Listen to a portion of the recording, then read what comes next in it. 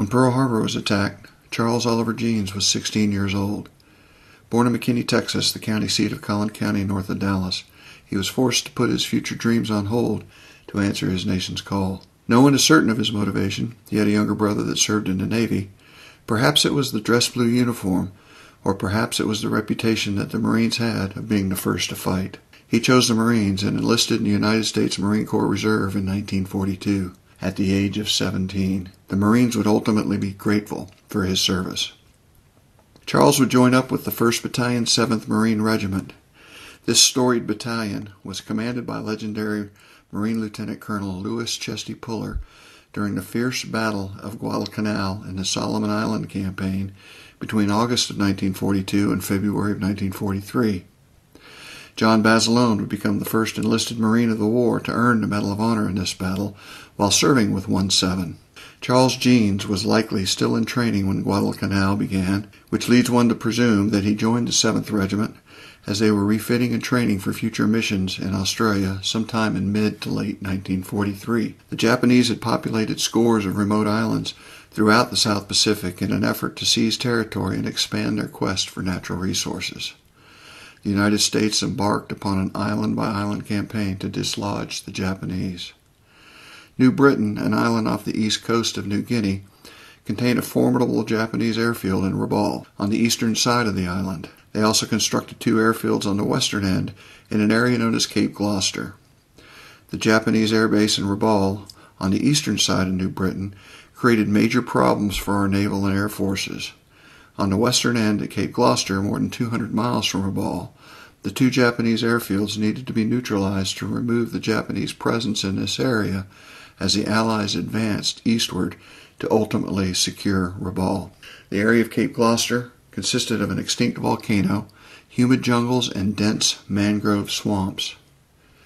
In December 1943, the Marines would launch Operation Backhander, conducting their 2nd amphibious assault of the war at Cape Gloucester. Guadalcanal was their first amphibious assault.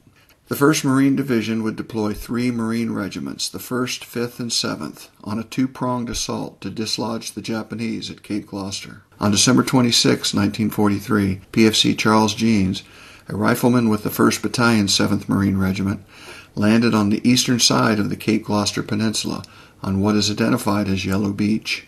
Yellow Beach was a thin strip of beach that fronted a dense mangrove swamp. 1-7 was supported by Sherman tanks from the 1st Tank Battalion.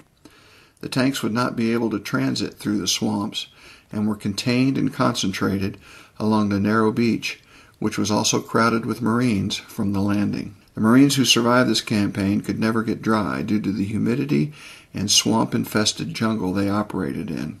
Trenchfoot was a common malady for those tough Marines. The Japanese developed a variety of anti-tank weapons and would deploy anti-tank hand grenades and mines that were thrown by hand in this battle.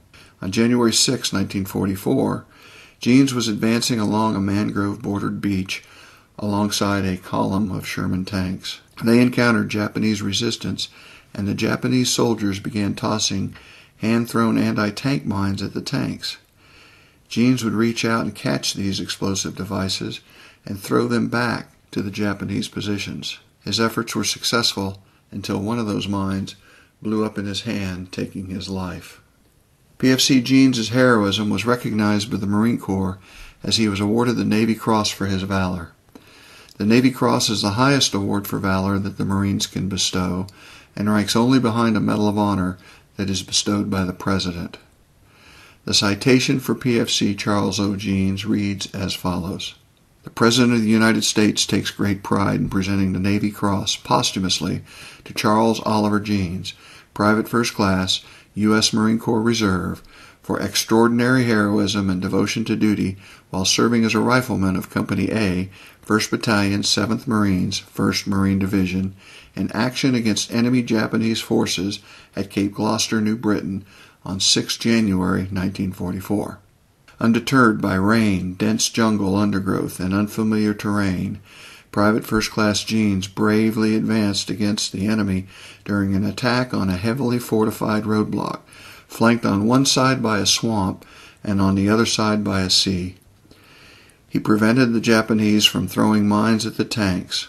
When one of our tanks became bogged down in the mud and was menaced by mines thrown by the Japanese on the left flank, Private First Class Jeans quickly moved to the side of the stranded vehicle and opened deadly rifle fire on the enemy, at the same time attempting to catch the mines before they could damage and destroy the tank.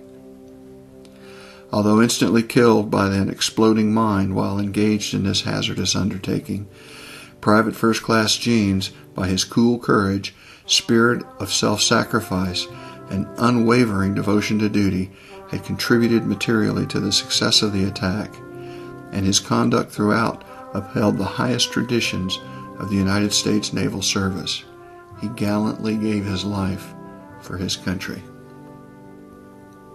Lieutenant Colonel Chesty Puller, who served as the executive officer of the 7th Battalion during this operation on Cape Gloucester, would earn his 4th of 5 Navy Crosses in the very same battle with PFC Charles O. Jeans. Upon the conclusion of this battle, Puller was promoted to colonel and made commander of the 7th Marine Regiment. Chesty Puller would continue to serve his beloved Marine Corps and go on to earn a 5th Navy Cross and the Army Distinguished Service Cross, as well as a Silver Star in the Korean War. He became the most decorated Marine in the history of the Marine Corps and would retire as a Lieutenant General. Charles Oliver Jeans, a young man from McKinney, Texas, had his life's ambitions taken from him by the outbreak of World War II. He put his dreams on hold and answered his nation's call as a United States Marine, and gave his life defending his brother Marines. He dedicated himself to his duty. He served with honor and distinction. It now remains as our duty to remember his sacrifice and valor.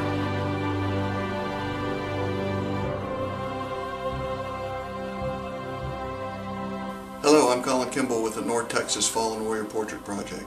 Thank you for watching this edition of our Duty to Remember, as we tell the stories of our local and national heroes. If you've enjoyed this presentation, please subscribe and share with your friends as we continue to produce new content. Thank you for watching.